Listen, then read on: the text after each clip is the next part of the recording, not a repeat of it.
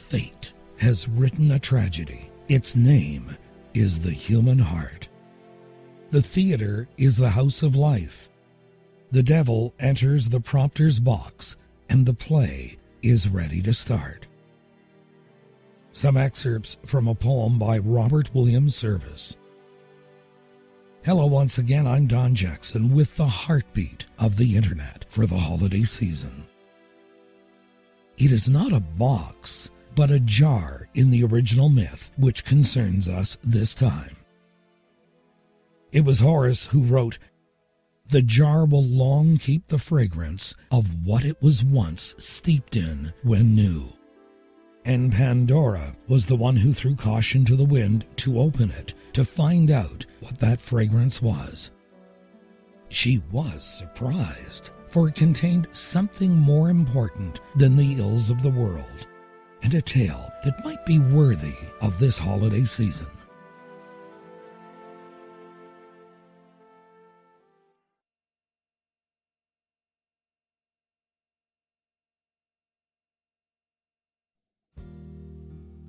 This story was published in the Book of Knowledge, and I quote, "A gentleman in France was walking one day through the streets when he saw a pretty little twist in a baker's shop window.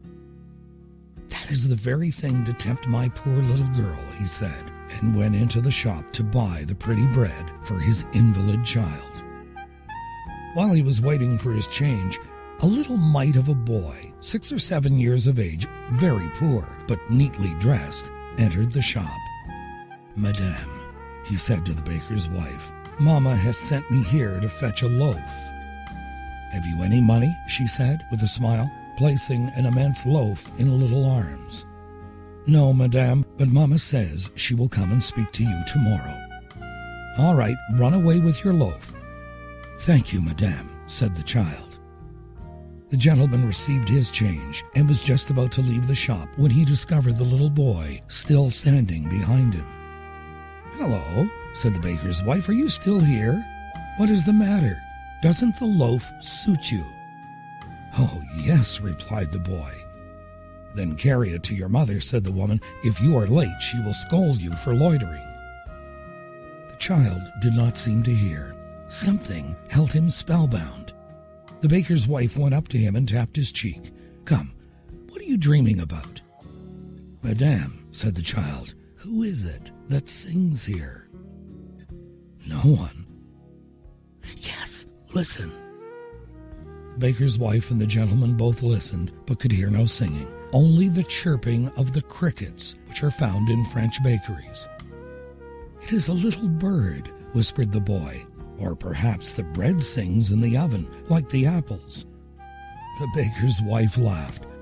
'That is nothing but the crickets, my little man.' 'Crickets!' cried the boy. 'Are they really crickets?' He blushed suddenly scarlet. 'Oh, Madame,' he said eagerly, 'I should be so happy if you would only give me a cricket.' 'Why, what do you want with a cricket?' 'I should be glad if I could give you all I have in the house.'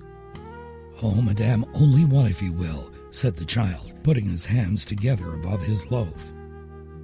'Someone told me crickets bring good luck to houses. Perhaps if we had one at home, my poor mamma, who was so sad and ill, would never cry any more.' The gentleman looked at the baker's wife. She was wiping a tear away. 'And why does your mother cry, little man?' he asked gently. 'It is the bills,' answered the child. 'My daddy is dead and my mother has to work hard because of these bills.' The woman went to the bakery.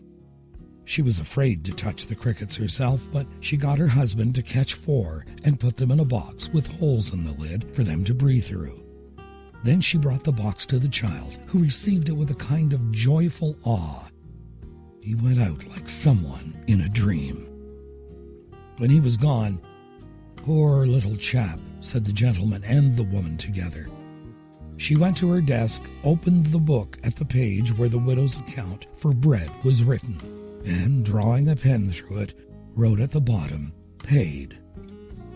The gentleman took out all his silver, and giving it to the baker's wife, said, Will you place this money in the receipted bill and send it to the poor widow with a note saying that one day her child will certainly grow up to be a joy to her and a help?" This was done.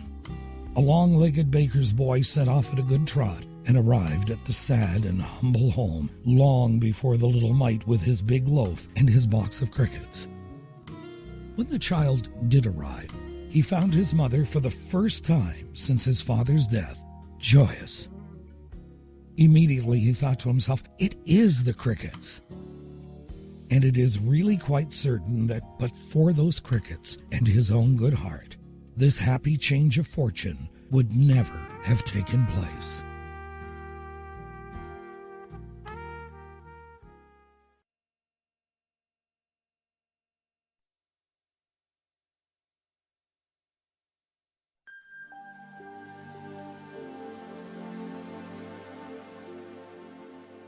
A box of good luck to begin this holiday edition of the Heartbeat of the Internet.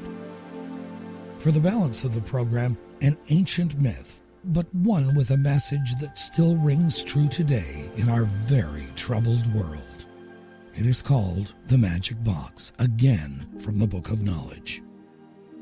Long, long ago, when this old world was very young, there was a child named Epimetheus, who never had either father or mother, and as he was very lonely, another child was sent from a far country to live with him and keep him company. Her name was Pandora. The first thing that Pandora saw when she entered the cottage where Epimetheus dwelt was a great box, and almost the first question she asked him after crossing the threshold was this: "Epimetheus, what have you in that box?" "Pandora," answered Epimetheus, "that is a secret. The box was left here to be kept safely, and I do not myself know what it contains." "But who gave it to you?" asked Pandora, "and where did it come from?" "It was left at the door," replied Epimetheus, "just before you came, by a smiling person who looked very intelligent, and who could hardly forbear laughing as he put it down." "I know him," said Pandora thoughtfully. "It was Quicksilver, and he brought me hither, as well as the box. No doubt he intended it for me, and most probably it contains pretty dresses for me to wear, or toys for you and me to play with, or something very nice for us both to eat." "Perhaps so," answered Epimetheus, turning away. "But until Quicksilver comes back and tells us so, we have neither of us any right to lift the lid of the box." "What a dull boy he is," muttered Pandora as Epimetheus left the cottage. "I do wish he had a little more enterprise." After Epimetheus was gone, Pandora stood gazing at the box.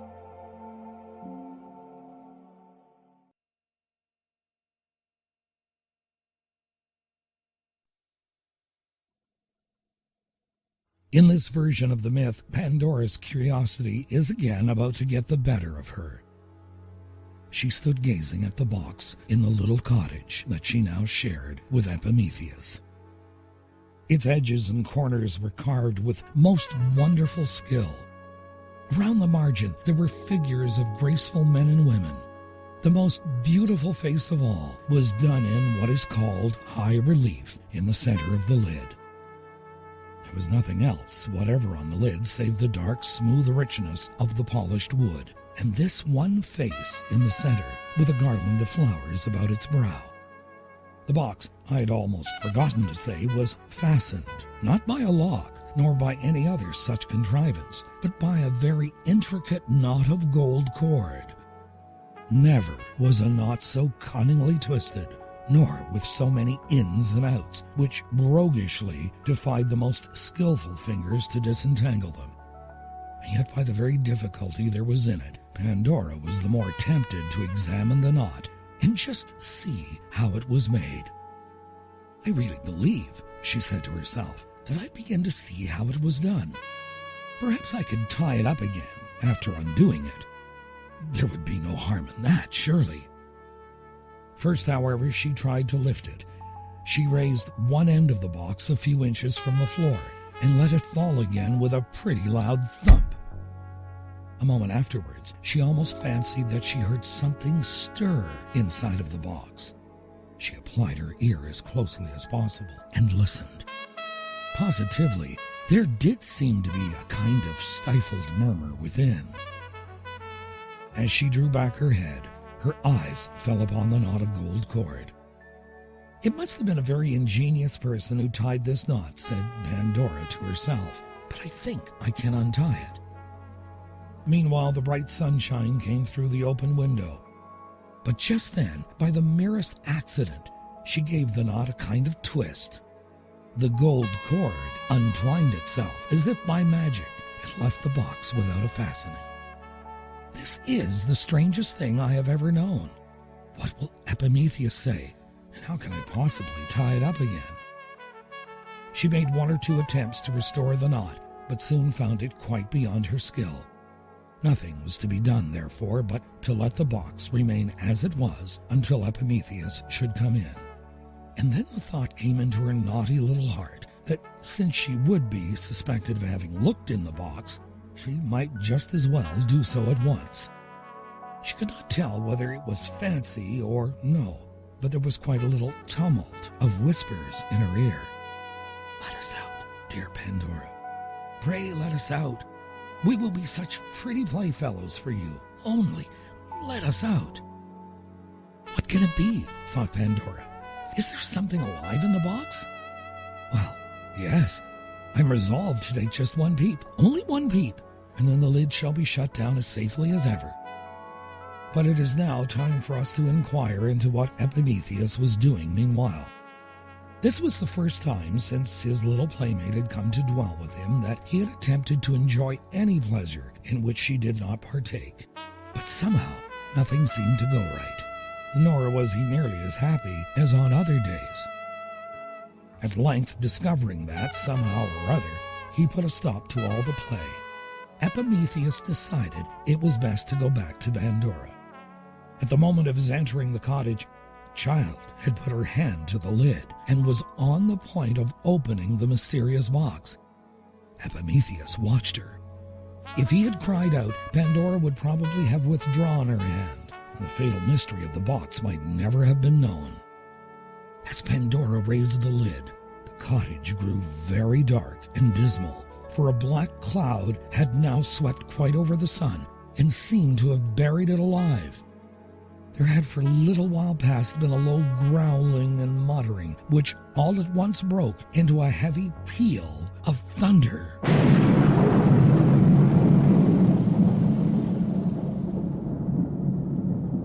But Pandora, heeding nothing of all this, lifted the lid nearly upright and looked inside.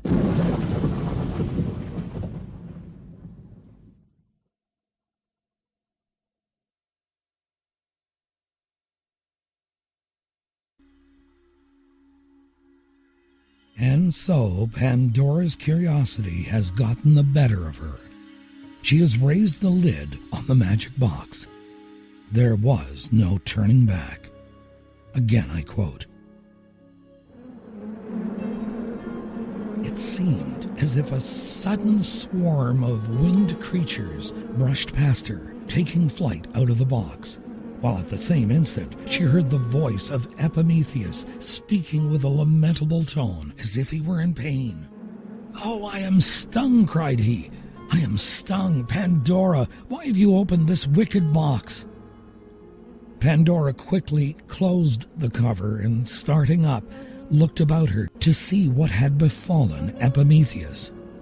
The thundercloud had so darkened the room that she could not very clearly discern what was in it, but she heard a disagreeable buzzing as of a great many huge flies or gigantic mosquitoes. And as her eyes grew more accustomed to the imperfect light, she saw a crowd of ugly little shapes with bats' wings, looking abominably spiteful and armed with terribly long stings in their tails. It was one of these that had stung Epimetheus. Nor was it a great while before Pandora herself began to scream, in no less pain and fear and making a great deal more hubbub about it. An odious little monster had settled on her forehead and would have stung her, I know not how deeply, and would have done her real harm if Epimetheus had not run and brushed it away. Now, if you wish to know what these ugly little things might be which had made their escape out of the box, I must tell you that they were the whole family of earthly troubles. There were evil passions. There were a great many species of cares. There were more than 150 sorrows. There were diseases in a vast number of miserable and painful shapes. There were more kinds of naughtiness than it would be of any use to talk about. Meanwhile, both Pandora and Epimetheus had been grievously stung and were in a good deal of pain, which seemed the more intolerable to them because it was the very first pain that had ever been felt since the world began. Besides all this, they were exceedingly cross, both with themselves and with one another.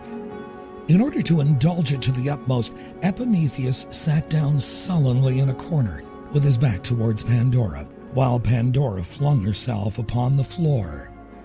She was crying bitterly, as if her heart would break. And suddenly, there was a gentle little tap on the inside of the lid.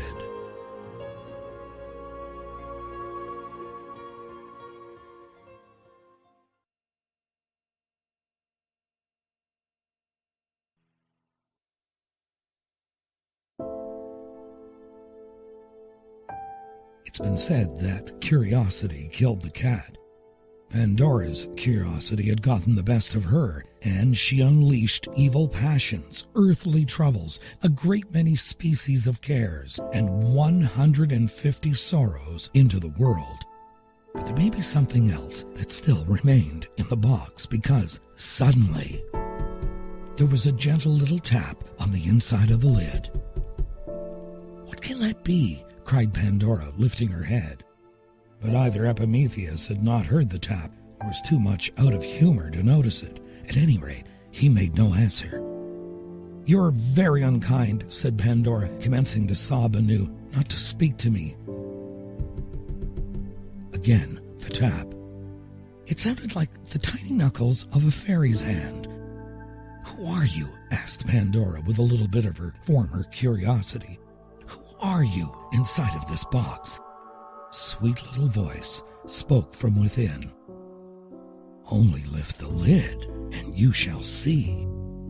"No, no," answered Pandora, again beginning to sob. "There was quite trouble enough when I opened the lid before. You are inside of the box, naughty creature, and there you shall stay."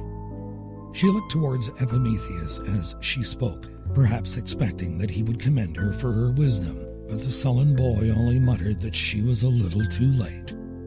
"Ah," said the sweet little voice again, "you'd better let me out.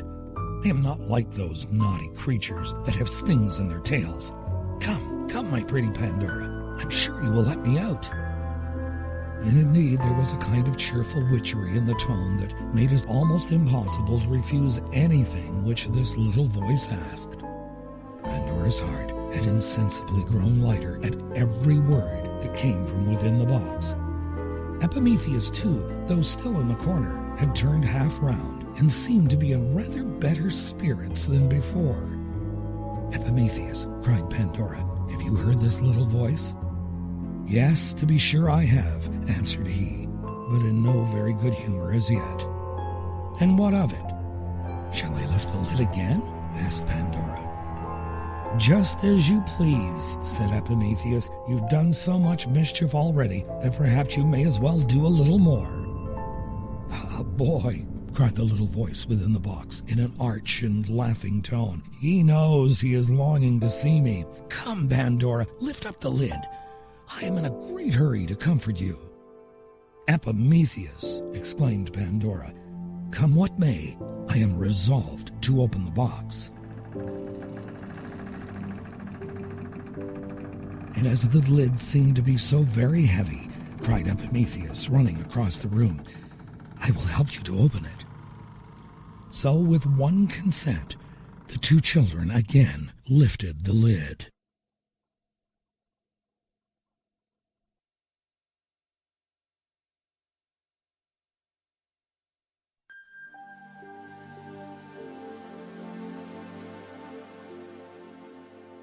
And so Pandora and Epimetheus have decided to lift the lid of the magic box as one. Expecting the worst, you can imagine their surprise when this happened. Again from the Book of Knowledge, and I quote, "To their surprise, out flew a sunny and smiling little personage, and hovered here and there about the room, throwing a light wherever she went.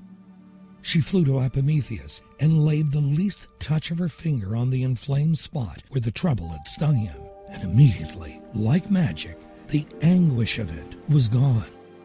Then she kissed Pandora on the forehead, and her hurt was cured likewise. 'Pray, who are you, and what is your name, beautiful creature?' inquired Pandora. 'I am to be called Hope,' answered the sunshiny figure. 'Your wings are colored like the rainbow,' exclaimed Pandora. 'How very beautiful!'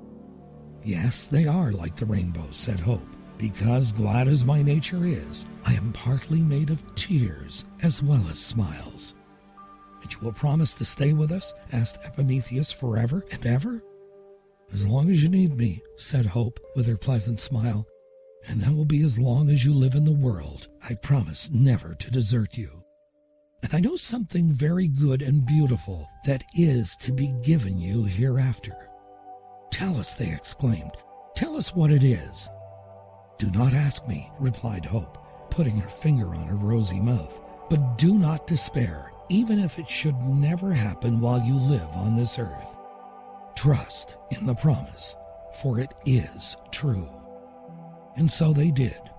And not only they, but so has everybody trusted Hope that has since been alive.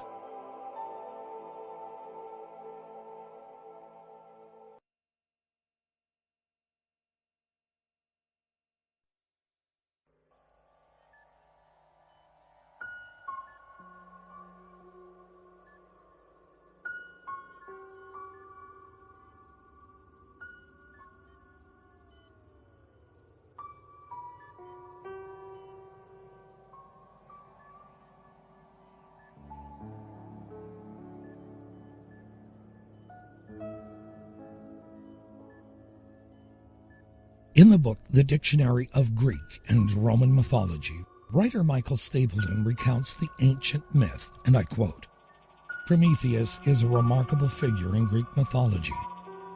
The tradition that Prometheus created man tells that he fashioned him out of clay. He then persuaded Athene to breathe life into the images. Zeus watched all this from Olympus, his wrath growing. He sent for Hephaestus and ordered him to make a woman out of clay. Then he commanded Athene to breathe life into her. She was called Pandora, her name meaning all-giving. She was sent to Earth, carrying with her a sealed jar.